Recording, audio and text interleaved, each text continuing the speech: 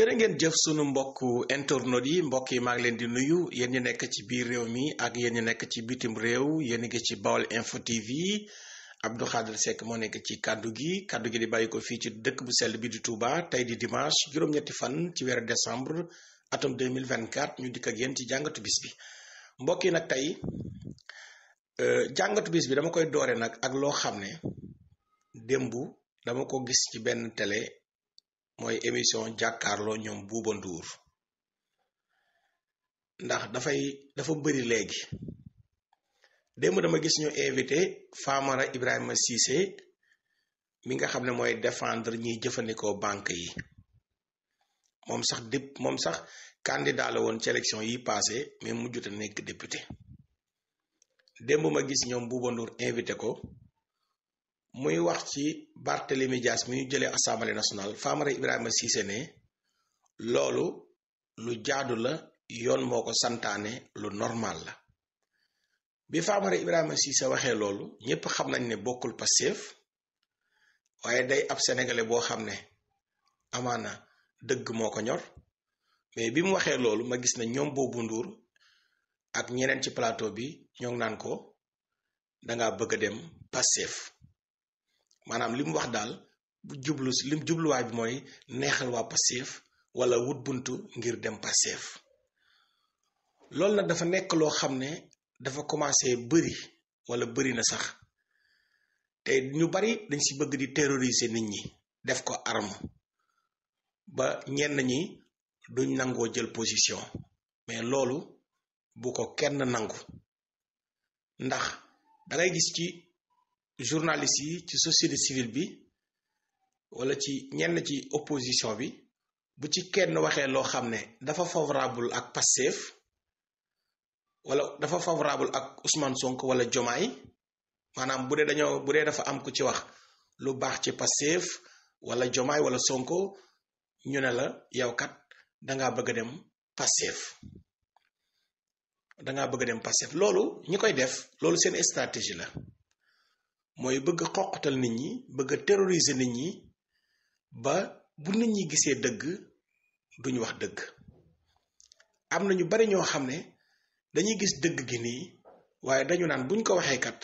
dañ naan leen dangaa bëgg a dem Pastef wala fii nga far wala faa loolu jàpp naa ne kenn waru ko nangu ndax tey képp koo xam ne yaa ngi ci Sénégal gi soo waxalee dëgg xam nga ne Barthélémy Dias amul benn calcul politique wala lenn lu ko waa Pastef di ragale wala Pastef amuñ lenn lu ñuy ragalee jamono ji ñi nekk ci ëttu politique bi ndax Pastef ñoom xam nañ ne askan wi leen faral xam nañ ne askanu Sénégal moo leen faral ndax bu njëkk nit daana jiite réew mi askan wi faral ko ngir xaalis bu ko ñooñu di jox waaye Pastef askan wi leen faral te Pastef génnewuñu xaalis pour ger askan wi ba askan wi faral leen Pastef dañoo yëkkati ay kàddu yu dëgg yëkkati ab projet gëmloo ko Sénégal yi li ëpp ci Sénégal yi faral leen xam ne Pastef joxewuñ xaalis joxewuñ ceeb geraatewuñ askan wi jekk-jekk ne leen yéen lañ faral loolu nag amutoon bu njëkk daa nga nekk parti au pouvoir ba pare psychologiquement doo am majorité ndax da ngay xam ne ñi nga àndal ñu ci bari intérêt moo tax ñu ànd ak yow wala xaalis bi nga leen di jox wala ger gi nga leen di jox loolu nag dalul Pastef ndax ñi nga xam ne ñoom lañ dénk réew mi dañoo am légitimité li ñuy wax légitimité dëgg moom la ñu am nit nag daana jiite te du am légitimité ndax da ko doon teg ci ay tappale ay fraude ay njuuj njaaj ay geraate waaye loolu dalul Pastef kon nag jàpp naa ne kuy waxal dëgg xam nga ne Pastef amul lenn lu muy yëkkati teg ko ci wàllum politique ngir faagaagal benn adversaire politique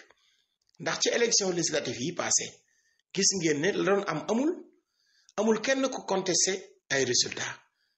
amul ko def recours amul kenn ku ñu tere ne doo bokk ci élection yi amul kenn ku ñu faagaagal te loolu moo fi doon am ñii nag bi ñu dikkee dañoo maandu ci li nga xam ne mooy élection yi ndax xam nañ ne sénégalais ñooy àtte léegi nag bu ñu nekkee ci réew mi mel ni Sénégal bëgg réew mi baax dañuy waxante dëgg fu dëgg gi fare ñu ne fii la dëgg gi fare waaye xam ngeen ne tey dégg naa Bougane